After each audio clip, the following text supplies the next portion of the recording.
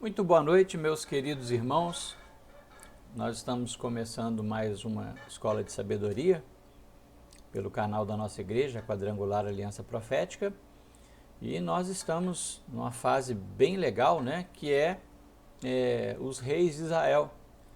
Nós já estudamos bem a história dos reis de Israel durante essa temporada dos personagens, né? A gente está fazendo esse panorama bíblico através da história dos personagens, né? E nós começamos falando a respeito, né, dos principais personagens do Pentateuco, né, dos 5 primeiros livros da Bíblia. Depois falamos a respeito dos juízes, né? E agora nós estamos na fase dos reis, né? Reis que começaram a reinar sobre um Israel unido, né? Mas que depois nós vamos ver que com o filho de Salomão, o reino foi dividido em dois, se transformando em Israel, ao norte, com o rei Jeroboão, né, que assumiu essa parte. Jeroboão não é da família de Davi, tá? E Judá, ao sul. Então ficaram conhecidos como os dois reinos divididos. O reino de Israel ao norte e o reino de Judá ao sul. Nós temos falado a respeito tanto dos reis de Judá quanto dos reis de Israel, né? E nós já estamos aqui chegando no final da dinastia dos reis de Israel. Hoje vai ser uma daquelas aulas em que eu falei que nós íamos comentar a respeito da vida e da obra de vários desses reis, né? Porque a sucessão começou a ser bem frequente, né? Nós vamos ver que a partir do nosso último personagem, que foi o rei Jeú, né, do reino de Israel Norte, rei Jeú foi levantado com um propósito de Deus, que era livrar o reino de Israel Norte de Jezabel e de Acabe, né, um casal que foi muito danoso para a fé do povo de Deus. Acabe e a sua mulher Jezabel introduziram até no templo do Senhor, né, em Siquém, no caso, né, em Samaria, adoração a Baal e a Azerá, né? Então foi muito danoso para o povo de Israel a permanência de Acas e a sua mulher Jezabel no poder. Porém, Deus lida com isso de forma bem, digamos assim, bem contundente, bem eficaz. Ele levanta, né, Jeú.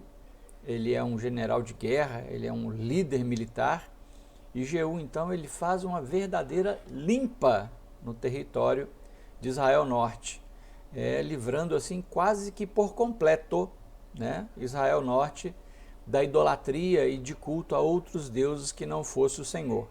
Porém, a Bíblia fala que ele deixou de completar isso 100%, né?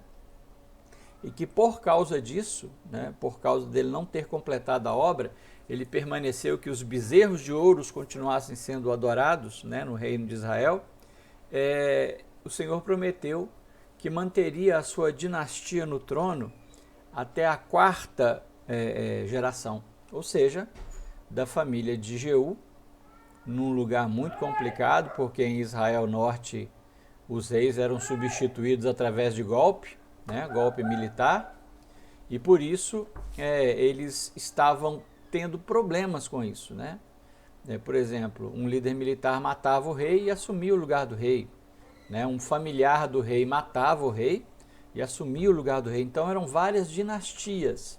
Mas o Senhor promete a Jeú, como recompensa pelos trabalhos, né, que ele fez, que ele vai então ter a sua descendência no trono até a quarta geração.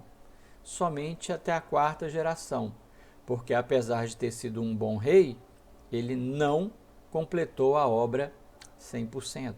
Tá? O nosso Deus, ele sempre requer de nós 100%. Né? E não estou falando que, né, nós temos que ser perfeitos ao ponto de fazer tudo 100%. Mas no nosso coração, assim como era o coração de Davi, Davi tinha um coração segundo o coração de Deus. Mas a Bíblia vai falar que é só o coração, porque nós vemos através das histórias de Davi, que foi o nosso segundo personagem aqui na etapa dos reis, que Davi estava longe de ser perfeito e de fazer obras completas. Mas no coração de Davi, todas as vezes que ele errava, ele fazia questão de não completar esse erro, não repetir esse erro, né? Ele não ia à frente com o erro. Todas as vezes que Davi foi repreendido, seja por um profeta ou seja pelo próprio Deus, ele se retrata, se humilha, ele busca o Senhor e ele pede perdão, misericórdia. Nós vimos aqui exemplos de reis terríveis que se arrependeram, pediram perdão, misericórdia, e o Senhor prontamente os atendeu. Então, nós vemos que aqui o problema de Deus com o 100% é a inteireza de coração. Nós somos humanos, nós vamos falhar, mas a intenção do nosso coração é que vai pesar na balança de Deus, tá bom? Você errar tentando acertar para Deus não é problema. O problema é quando você erra de propósito, você desvia, né? Errar o alvo é a melhor definição de pecado que existe na Bíblia, tá? Hamartia, que é errar o alvo, né?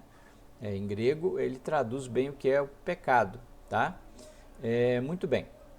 Então, Jeú completou, né, o seu reinado, foi um reinado bom, foi um reinado longo, mas ele não fez 100% aquilo que o Senhor queria, né? Ele fez uma grande reforma religiosa em Israel, mas ele não limpou, né, literalmente Israel, Reino Norte, da adoração a outros ídolos, tá bom? Muito bem, como eu disse, Deus promete a ele que a sua descendência vai ficar no trono até a 4ª geração. A primeira geração após, né, Jeú foi o seu filho Joacás. Joacás, ele tem outros nomes, né, também na Bíblia. Aliás, perdão, tá? Eu coloquei o segundo, né? Depois de Jeú foi o rei Joás.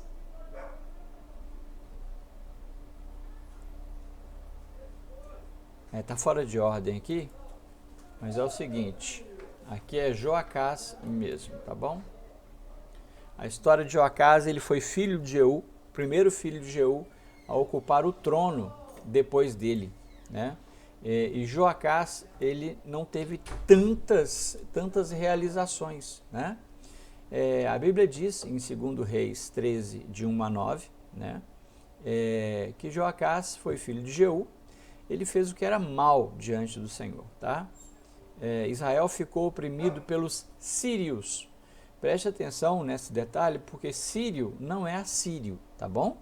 Sírio é o reino mais próximo ali de Israel Norte, que vai ficar em constante invasão ao Israel Norte, tá bom?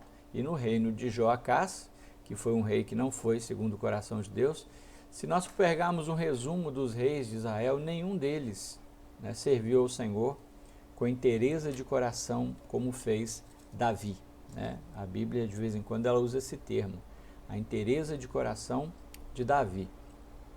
Então, nesse tempo em que Joacás foi rei, né, filho de Jeú, ele fez o que era mal, tal, e Israel ficou sendo oprimida pelos sírios, restando apenas do grande exército de Israel 50 cavaleiros, 10 carros e 10.000 soldados. Ou seja, a Síria transformou Israel, né, o reino de Israel Norte, apenas na capital.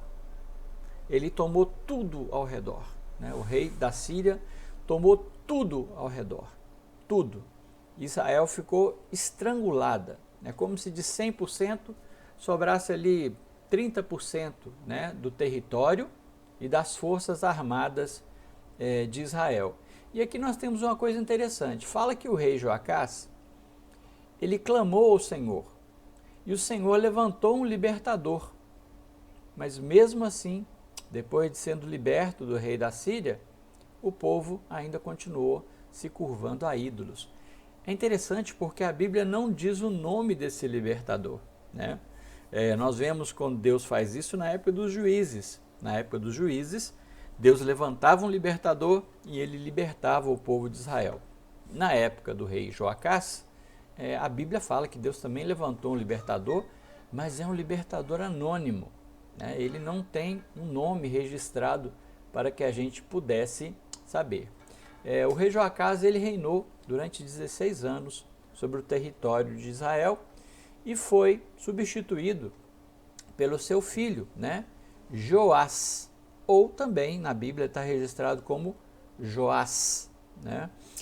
Muito bem, ele foi filho de Joacás, ele que visitou o profeta Elias, né? E é muito interessante a história do rei Joás, porque ele é aquele rei que mais colocou em voga o que nós chamamos hoje de ato profético, tá?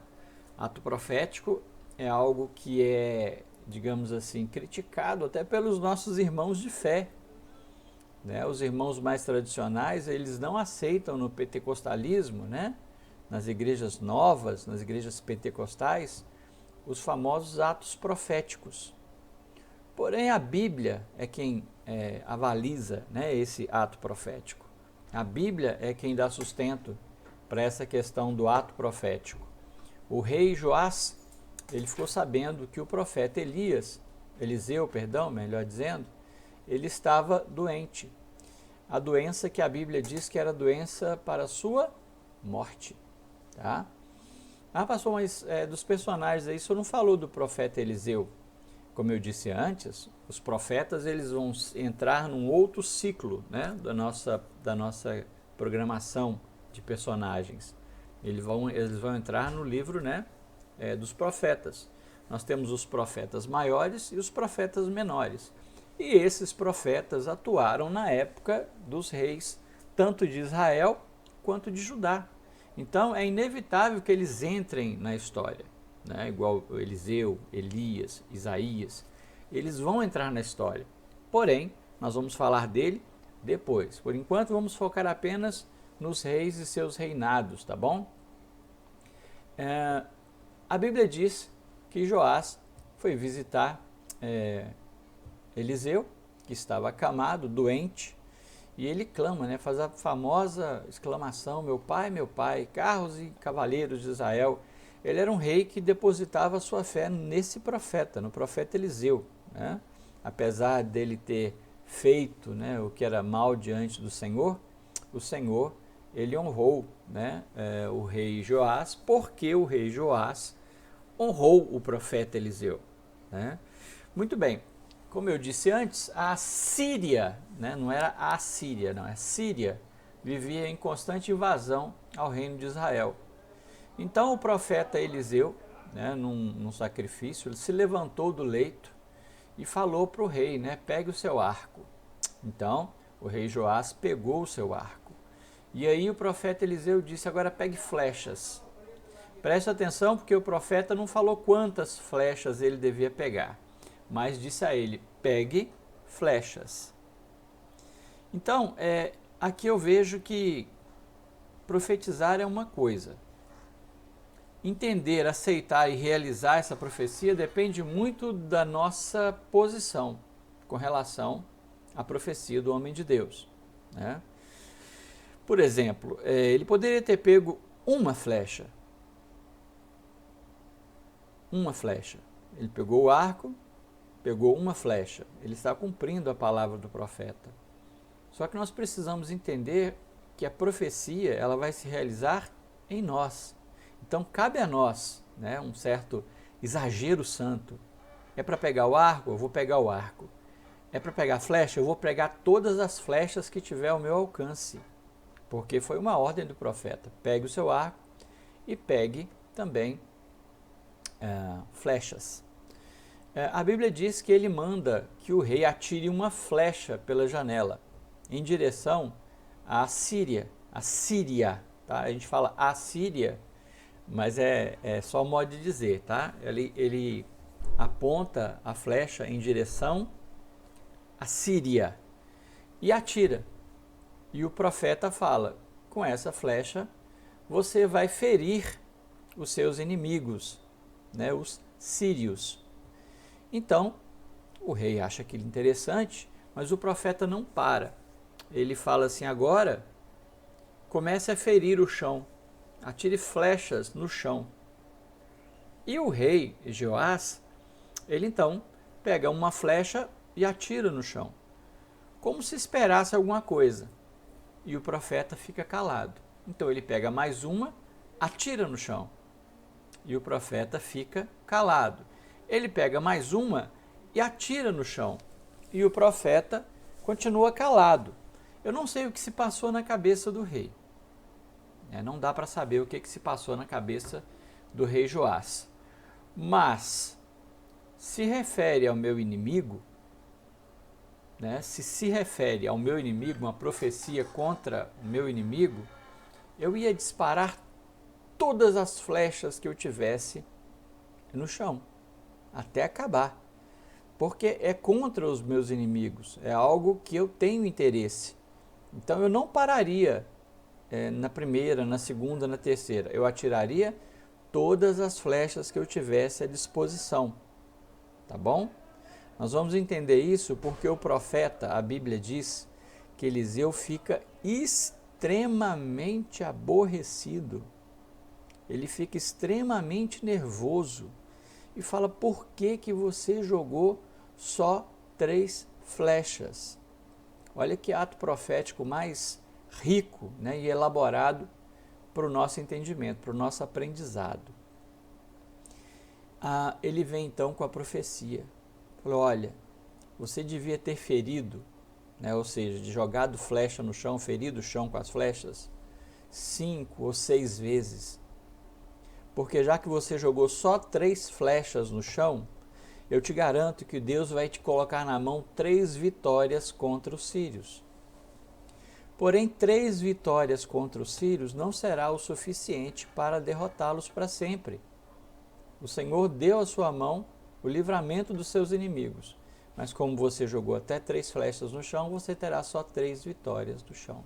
Ficou super indignado o profeta, porque o rei dispensou uma oportunidade dessa.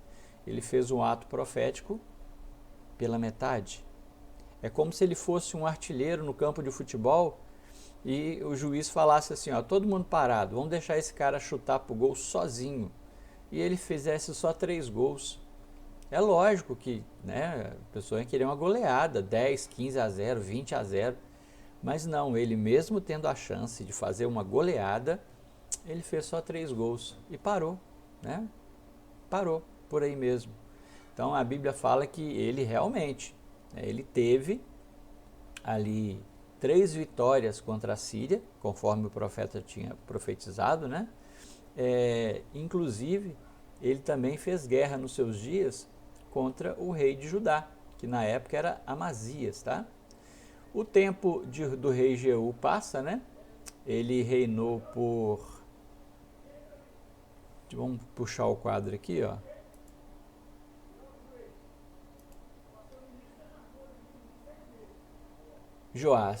Joacás, o antecessor, reinou 17 anos e Joás 16 anos, tá bom? E então, eles foram substituídos por outro filho de Jeú, que foi um grande rei, tá? Foi o maior rei do reino norte, o reino de Israel, que foi Jeroboão II. Jeroboão II era o nome do terceiro filho de Jeú a assumir o trono de Israel norte. A Bíblia diz que ele é o maior rei do reino norte, porque ele reinou mais tempo, tá? Ele não é o melhor, ele é o maior. Então nós temos aqui um rei que reinou 50, vamos puxar o nosso quadro aqui, vou colocar aí para vocês verem. Ele reinou 41 anos, sobre Israel. No nosso quadro não tem ninguém no reino de Israel que reinou tanto quanto Jeroboão II. Ele reinou 41 anos sobre Israel. O rei Jeroboão II, ele não fez as coisas segundo o coração de Deus. Tá? A história dele está em 2 Reis 14, do verso 23 ao 29. Então dá para ver que nesses 6 versos que fala a respeito de Jeroboão II, nós não vamos ter grandes façanhas, grandes acontecimentos, mas ele reinou muito, ele reinou 41 anos. E quando não tem muitos acontecimentos, significa que ele teve um reinado de paz, um reinado tranquilo. Ninguém lhe matou para roubar a coroa ou algo do tipo, tá bom? Vamos lá. Foi o rei mais forte do Reino Norte depois de Jeroboão I, que foi o primeiro rei a reinar sobre Israel, né? Ele restaurou as fronteiras de Israel, desde Lebo-Hamate até o Mar de Arabá, ou seja, ele restaurou todo o território de Israel dos sírios, né? Os sírios, por problemas, outros problemas, né? Outras nações que eles estavam conquistando ou até sendo atacado por outras nações, deixaram Israel em paz na época do rei Jeroboão II. Tá? Isso fez com que ele fortificasse toda Israel. Ele foi usado por Deus para dar livramento ao povo, apesar de continuar sendo idólatra. Os profetas Amós e Oséias, eles profetizaram nos dias de Jeroboão II. E eles profetizaram mais, né, com mais intensidade a respeito de injustiça social, ou seja, o povo estava sendo duramente massacrado por altos impostos, né, e tinha literalmente, né, o povo estava passando fome. Mas mesmo passando fome, a exemplo do seu próprio rei, eles estavam na idolatria, sacrificando a outros deuses e pedindo, clamando misericórdia a outros deuses, tá bom? Então aí nós vamos ter, depois de Jeroboão II, o último filho, né, prometido, que reinaria da linhagem do rei Jeú, né, o rei que livrou Israel de Jezabel, de Acabe e também da idolatria a Baal e a Azerá, mas não limpou completamente, tá? Então, o rei Zacarias, deixa eu colocar ele aqui para vocês, é lógico que são só imagens, não é realmente o rei Zacarias aí, né? É só uma imagem que a gente está colocando para vocês para tornar o negócio mais interessante, ok? Aqui está dizendo que o Zacarias, né, ele reinou pouquíssimo. Deixa eu pegar o nosso quadro aqui.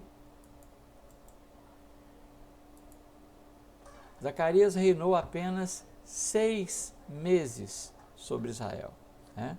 Ele foi assassinado por como se diz, né, um dos seus guardas, digamos assim, um dos seus capitãos, que é a guarda imperial, né, a guarda real, é a guarda que fica mais perto dele. Ele foi assassinado por Salum, cumprindo a palavra do Senhor, que a dinastia de Jeú duraria até a 4ª geração. Esse próprio Salum, que eu estou falando para vocês, se vocês olharem no quadro, ele é o próximo rei de Israel Norte. E acredite, ele durou apenas um mês, né? O rei Salum, ele durou apenas um mês. Foi um rei literalmente golpista, né? Ele matou o rei e assumiu o controle militar de Samaria e se autoproclamou rei de Israel, né? Isso não dura, tá, gente? No critério de Israel, isso não dura, porque tem os familiares do rei passado e eles não deixam passar barato, tá bom? Do mesmo jeito que ele traiu, né, o Zacarias e o matou, um dos seus capitães, um dos seus mais próximos, chamado Manaém, ele também fez a mesma coisa. Ele assassinou o rei Salum. De Manaém, nós temos alguma coisa descrito na Bíblia a respeito dele, tá? Ele está lá em 2 Reis, capítulo 15, do versículo 16 ao 22. Manaém foi um rei extremamente cruel, né? E ele chegou a partir, né, a dilacerar, a matar grávidas, né? Ele era extremamente cruel, um rei sanguinário, né? Ele era idólatra, né? E também fez coisas terríveis enquanto estava no trono de Israel, enquanto estava no seu curto, né, reinado, porque o Salum durou um mês. O Manaém, que é o que nós estamos falando agora, esse rei cruel, covarde, né, e que chegou a assassinar mulheres grávidas, ele durou 10 anos no poder, tá? E por que ele durou 10 anos no poder?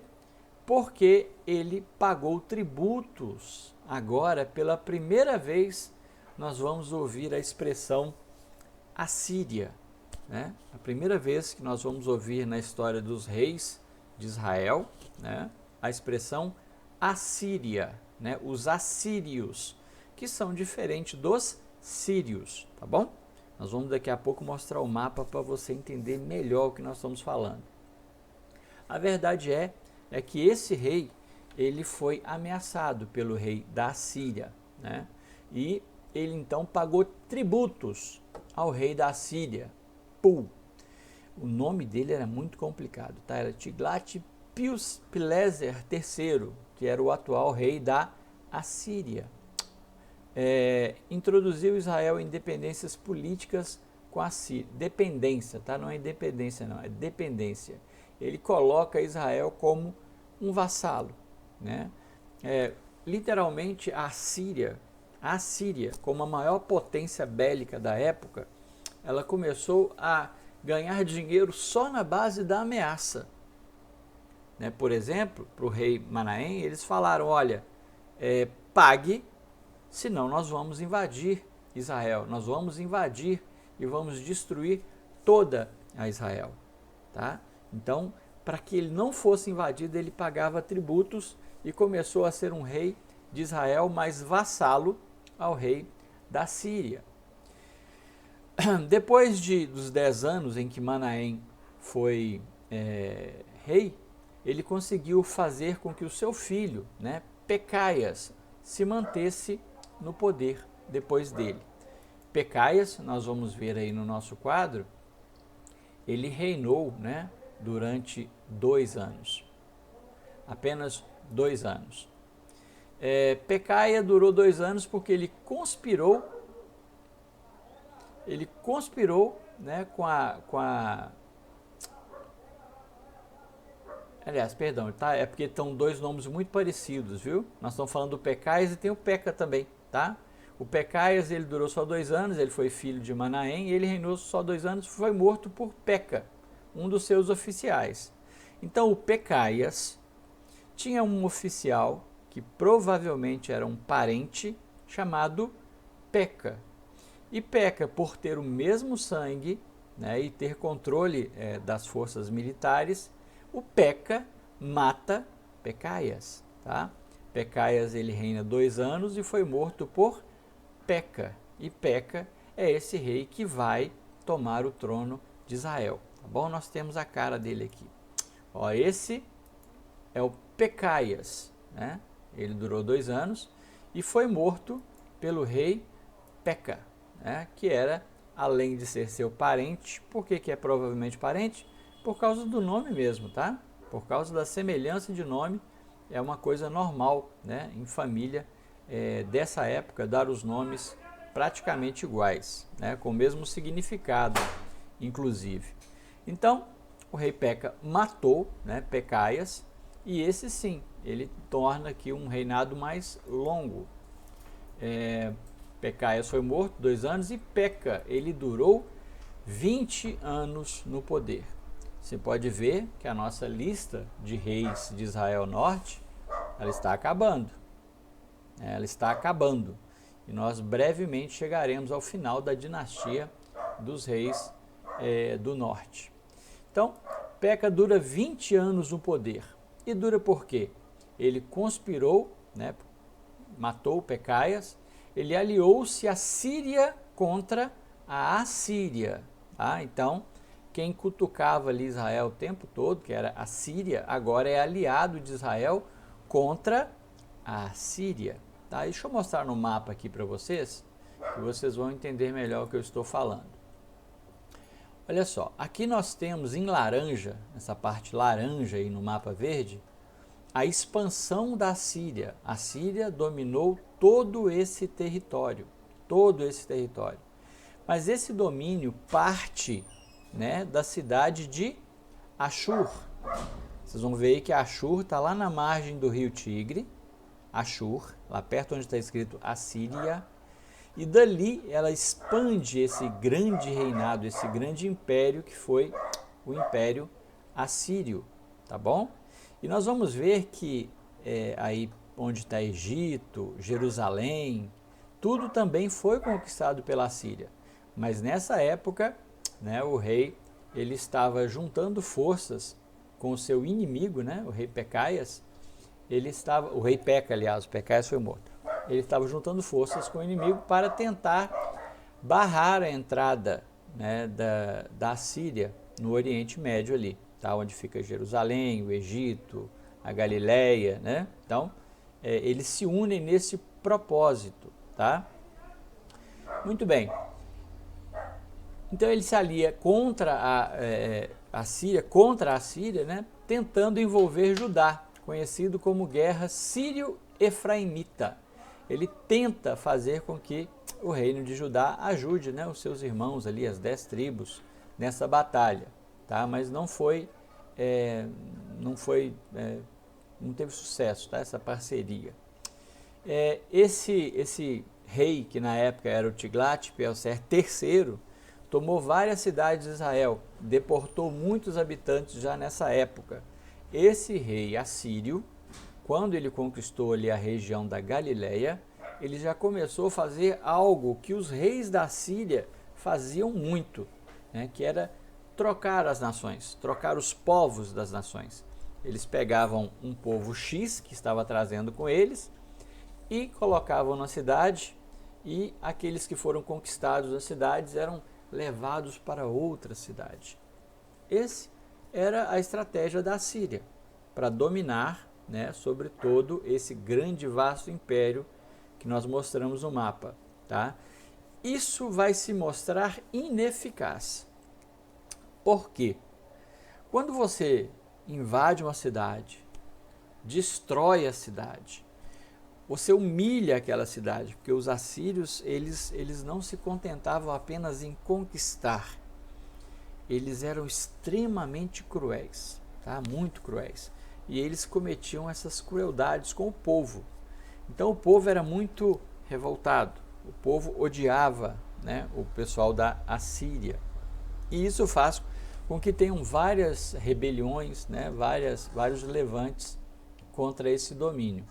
É frágil, né? É um reino frágil, porque você chega numa cidade de 50 mil habitantes, domina aquela cidade, mata os homens, mata, né, os soldados, destrói os palácios, aí você coloca ali 50% do povo estrangeiro, que veio de outro lugar, com outras, né, com outra cabeça, com outros deuses. Então você quebra literalmente a tradição do lugar, você quebra os costumes do lugar, você quebra o modo de viver do lugar. Foi assim que a Síria fez com a Samaria, tá? Samaria, eles deixaram lá um pouco de judeus e pegaram outros povos e enfiaram lá no meio. Esse não é um modo eficaz por causa das revoltas, e que também depois que você passa por aquela cidade de 50 mil pessoas, que você tirou 25 mil, matou os exércitos, humilhou os homens, aí você deixa lá um representante. Você deixa lá um representante e um pequeno exército para manter aquele lugar. As rebeliões vão acabar com esse exército, eles vão matar os representantes e vão tomar a cidade de volta. Isso é algo lógico, tá bom? Isso é algo que eles não aprenderam com Alexandre o Grande. Alexandre o Grande, seu grande império grego, né, ele levava cultura, ele conquistava, mas em vez de matar os reis, né, sequestrar as princesas, em vez dele fazer humilhações, não, ele conquistava e anistiava aquele exército. Ou seja, enquanto houver guerra, nós somos inimigos. Acabou a guerra, eu venci, vocês vão ser vassalos. E Alexandre tornava aquela vida melhor para aquelas pessoas que ele conquistava. Ele levava medicina, ele levava os arquitetos, eles levavam professores, eles levavam engenheiros, e na cidade, se havia alguém com talento, né, um engenheiro, um médico, alguma coisa assim, ele convidava a ir com ele, né, na sua expansão, ou seja, para as próximas cidades. Então Alexandre, ele tornava a vida das pessoas melhor. O pessoal tinha orgulho de falar, nós pertencemos ao Império Grego, Porém, a Assíria, devido à sua brutalidade, né, a sua crueldade, ninguém tinha orgulho de falar que pertencia ao Império Assírio. Pelo contrário, estavam doidos para matar os representantes e tomar a cidade de volta, tá bom? Então, o rei Peca, né, ele fez esse estratagema todo, mas aqui diz que ele, como quase toda a dinastia de Israel, ele foi assassinado por um amigo, por um parceiro, né, por um comandante. Aqui diz que ele foi assassinado por Oséias. Todas essas pessoas de famílias diferentes, de dinastias diferentes, pessoas que não tinham o mesmo sangue, né, pertenciam às 10 tribos de Judá, e elas tomavam o poder dessa forma, né, através de credibilidade e força militar, um parente ou então um comandante de exército. Muito bem, Oséias ele ficou sendo conhecido como o último rei de Israel. Oséias foi o último governante de Israel, tá bom? Ele foi o último a marcar essa geração de reis que reinaram sobre as 10 tribos. Não é à toa que Israel acabou, tá bom? Vamos falar sobre isso mais tarde. Muito bem. Então, Oséias, né, ele reinou 9 anos, né? Vou colocar o quadro para você conferir junto comigo. Oséias é o último da linha, o último da lista de reis de Israel, e ele reinou 9 anos, tá bom?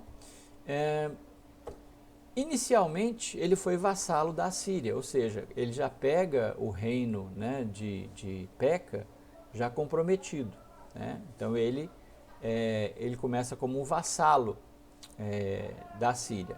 Inicialmente, o vassalo da Síria depois tentou aliar-se com o Egito, né, e parou de pagar os seus tributos à Síria. Aqui nós temos a última gota d'água para os assírios. Assim como Jerusalém e Israel, né, teve a sua última gota d'água após a morte de Cristo, no ano 70, onde os romanos perderam a paciência, falou, esse povo é muito difícil, vamos acabar com eles. Aqui também, o pessoal da Assíria resolveu exterminar Israel da face do mapa. Tá? Eles falaram assim que nunca mais haveria esse Estado de Israel. E foi feito, né? O rei assírio Salmaneser V cercou Samaria e após 3 anos de cerco, em 722 a.C., Samaria caiu. Israel foi levado cativo para a Assíria. A Bíblia diz que isso aconteceu porque o povo pecou contra o Senhor, servindo a outros deuses. Muito bem, o reino de Israel, né, ele dura ali por cerca de 210 anos. Né? E isso foi muito triste, porque foi o tempo que o Senhor levou para encher a taça da ira. Né? O que é a taça da ira de Deus? O povo de Deus, quando sai do Egito, Deus usa essa expressão. O povo tenta passar pelo caminho normal, que todo mundo conhecia, né? Só que aí, um povo lá fala que não vai deixar, né, o povo de Israel passar. Não permite que o povo de Israel passe no seu território, né? Inclusive, é um povo descendente, né? Um povo descendente não, né? Um povo que vai ser o povo do rei Herodes, né? O rei Herodes pertencia a esse povo. Eles não permitem que Israel passe nas suas terras, obrigando Israel a voltar e entrar no famoso pinheirote, no beco sem saída. Né? E Deus é consultado para saber se eles vão lutar contra esse povo ou não. Mas Deus fala então essa expressão, a taça da minha ira. Ele fala que a taça da minha ira ainda não está completa, para que eu traga juízo ao povo X, né, ao povo em questão. Se eu não me engano, são os edomitas. E Deus então usa essa expressão pela primeira vez, a taça da minha ira. O que nós aprendemos com isso? Que Deus é extremamente misericordioso. Né? Deus ele dá tempo. Deus ele tem misericórdia, as misericórdias deles todas as manhãs estão se renovando para poder perdoar, para poder agir com misericórdia. Ele agiu com misericórdia por mais de 200 anos. Aqui no último capítulo, né, onde conta a vida de Oséias e o cativeiro assírio, Deus ele vai falar que todos os profetas que ele enviou foram maltratados, mortos, expulsos, ou no mínimo não deram crédito às suas palavras. E também fala que todos os reis ungidos que assumiram o trono em Israel Norte, eles estavam ali com a oportunidade, né, de transformar aquele povo e de continuar as suas dinastias, desde que servissem ao Senhor com inteireza de coração, como fez Davi. Então, tantos reis que fizeram o povo pecar, tá? Deus ele não exime esse tipo de coisa. A liderança do povo é a liderança que encaminha o povo, que leva o povo consigo através das suas vidas. Então, o relacionamento do rei tem a ver com o relacionamento do povo.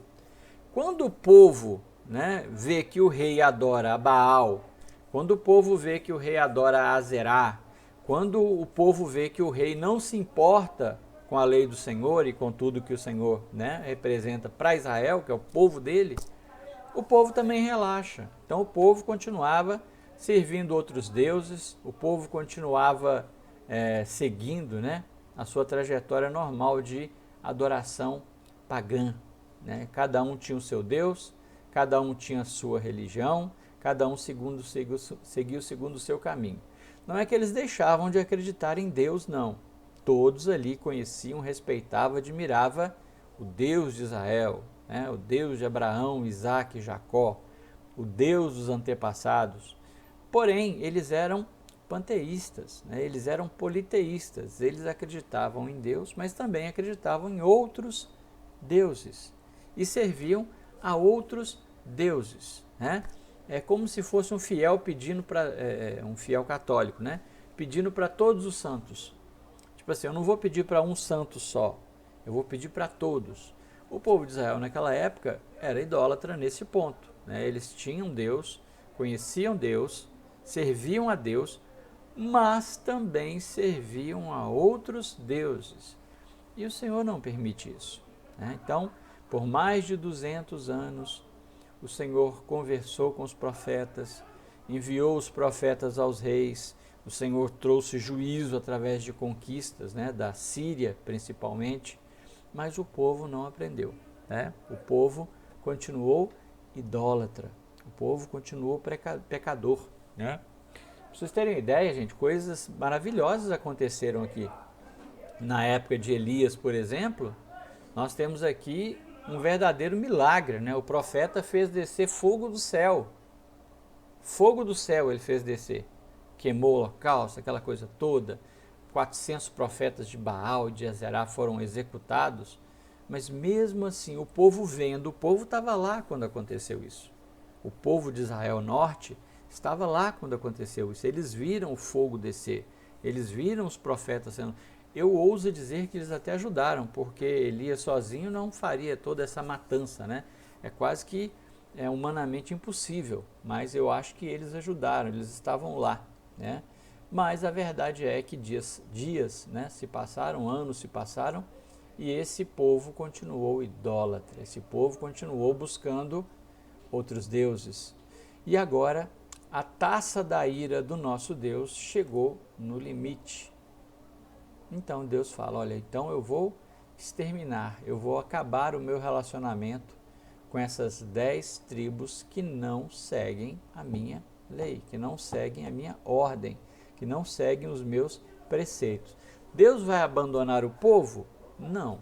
Deus ele não quebra princípios, nunca. Deus sempre vai ser com esse povo. Mas nessa época onde Deus lida com a nação através de indivíduos, as coisas são um pouco mais diferentes, né? Hoje Deus age como um Deus pessoal, né? Eu não dependo do meu líder para adorar a Deus, né? Eu não dependo do profeta me falar todas as coisas que eu tenho que fazer, né? Como os reis da época de Israel. hoje nós temos um relacionamento especial com Deus. Deus mora em nós. Ele não age através de indivíduos para controlar uma nação, né? Ele controla cada um de nós de forma pessoal, né? Deus, através do sacrifício de Jesus Cristo, se tornou um Deus pessoal. A Bíblia fala que Ele habita em nós, né? Que nós somos templos do Espírito Santo, terceira pessoa da Trindade, Deus Espírito Santo. Então Ele habita em nós, né? Mas naquela época Ele tratava com um povo, através de indivíduos, tá? E Ele vai manter isso durante todo o Velho Testamento. A verdade é que Deus levanta então um povo, né, para exercer o seu controle, o seu castigo, né, não é castigo, porque Deus não castiga, mas Ele entrega as pessoas aos seus pecados. Então o que Deus está fazendo aqui é entregando, né, o povo de Israel Norte, a nação das 10 tribos, aos seus pecados, né, as consequências dele. Então ele levanta os assírios, ele levanta o grande povo assírio para agora não mais fazer ameaças, né? Depois que esse último rei, Zacarias, fez uma aliança com o Egito e parou de pagar os tributos, aí a Síria resolve: nós vamos conquistar tudo, inclusive o Egito, nós vamos para cima, né? Agora vai ser território nosso. E além então do Mar da Galileia, onde eles já tinham chegado e já deportado muitos judeus, né? Feito aquilo que eles sabiam fazer como arte de guerra, né? Que era misturar o povo, agora então eles partem para cima de Samaria, tá bom? A Bíblia vai falar que os assírios, eles eram extremamente maus. Vocês vão lembrar dos assírios quando Deus manda Jonas, né, ir até a Nínive. Nínive, se você olhar no mapa aí, ó, tem lá a cidade de Ashur e logo acima tem Nínive, que é Nínive, né? A língua aí é provavelmente inglês, alguma coisa assim, mas Nínive está bem ali, ó. Nínive é quase que o berço da Assíria, tá bom? E quando Deus envia Jonas para a Síria, Jonas ele fica extremamente preocupado, porque a Síria era um povo muito mau, era um povo cruel, eles gostavam de ser cruéis, tá bom? Com os povos conquistados e tudo mais. Nós temos aqui algumas gravuras, né? O povo assírio, na época, era a maior potência bélica que existia, tá? Não existia na época da Síria nenhuma potência que se igualava a eles. A Assíria, por exemplo, ela conquistou todo esse território através de poder militar, de poder bélico, né? Eles tinham uma doutrina, né, uma disciplina muito parecida com os espartanos, né? Depois lembra do filme 300 de Esparta? Era uma nação que primeiro se formavam os guerreiros e os soldados. E depois, dentre esses que estavam querendo ser guerreiros e soldados, os mais fracos eram repassados para a padaria, para a marcenaria, né? Para esse tipo de coisa. Então era uma nação que forjava guerreiros, tá? Extremamente habilidosos com arcos, né? Como vocês podem ver, com flecha. Eles faziam domínio de lanças, eles usavam carros de guerra. Então, tudo isso a Assíria promovia como nação. Eles eram assim. E a Bíblia também fala, né, e a história, né, comprova, todos esses afrescos e artes que eu estou mandando para vocês aí, são coisas históricas, né, que se acharam na região. A Síria, gente, é onde está hoje o Iraque, tá? A região do Iraque. Os assírios, eles tinham esse costume, né, de empalar os seus inimigos vivos, tá bom? Eles empalavam os inimigos vivos. Os assírios faziam ornamentos com a cabeça dos seus adversários. Os assírios faziam árvores, né, enfeitadas com as cabeças dos seus adversários em argolas. Eles penduravam as cabeças das pessoas como se fosse uma árvore de Natal feita de cabeças, né? Eles eram extremamente cruéis. aonde as cidades onde eles conquistavam, eles gostavam muito de degolar as pessoas, arrancar a cabeça. E eles faziam pirâmides de cabeças na entrada das cidades aonde eles conquistavam, né? Uma pirâmide de cabeça dos seus inimigos. Eles gostavam de tirar a pele dos seus inimigos. Eles gostavam de amputar os seus inimigos, né? Por exemplo, eles amputavam os braços. Essa cidade aqui nós vamos arrancar os braços de todo mundo e tentar curar. Ou seja, eles cortavam, cauterizavam e deixavam a pessoa tentar viver sem os braços. Era uma nação extremamente cruel. Crueldade é essa que fazia com que o seu reino, né, o seu império, durou pouco. Porque, como eu já falei antes, ficou um império todo rachado. Ninguém tinha orgulho de pertencer aos assírios, né? Ninguém tinha orgulho disso. Os assírios, eles fizeram, né, um grande cerco em Samaria, conseguiram conquistá-la, destruíram a cidade por completo e levaram, né, os seus habitantes cativos para a Síria. E depois disso, né, depois do que aconteceu, nunca mais as 10 tribos do norte, né, chamado Israel, que também era povo de Deus, nunca mais elas foram unidas de novo. O que sobrou lá em Samaria, uma mistura de judeu com outros povos ao redor do mundo. A Bíblia dá um relato interessante. A Bíblia fala que o Senhor permitiu que leões começassem a devorar as pessoas nessa nova Samaria misturada. Uma praga de leões, imagina isso. Leões começaram a comer as pessoas. Então aquelas pessoas que foram colocadas lá pelo rei da Síria reclamaram, falaram: olha, nós não sabemos como adorar o Deus dessa terra. E ele, esse Deus dessa terra, né, que era o Senhor, Deus de Israel, ele está mandando leões para o nosso meio e estão nos devorando. E eles pedem: devolva alguns sacerdotes, devolvam alguns profetas, para que eles venham nos ensinar como adorar esse Deus. Então, o rei da Síria manda voltar alguns profetas e sacerdotes do Senhor para Samaria, para que pudesse ensinar este povo a adorar a Deus. Não que eles fossem abandonar os seus deuses, porque a Bíblia dá relato aqui de umas 5 nações conquistadas pela Síria, que essas pessoas dessas nações foram introduzidas lá em Samaria para viver com aqueles judeus, com aqueles israelitas, né? E isso faz com que aconteça essa mistura de culturas, mas cada um tinha o seu Deus, mas agora também eles queriam adorar o Deus daquele lugar para que parasse essa praga de leões devoradores de gente, né? Então aqui, meus irmãos, nós temos um triste relato, né? Um relato que não é só para o tempo, né, para a época deles, é um relato para a nossa época. Nós entendemos aqui que Deus, ele é extremamente bondoso, misericordioso e paciente.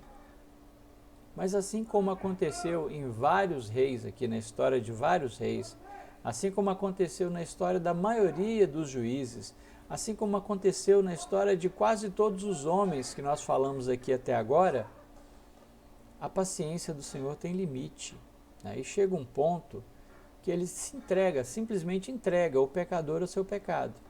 Deus exorta, Deus manda recado, né, através dos profetas, Deus faz coisas maravilhosas, mas a justiça de Deus é um atributo que ele não pode esquecer.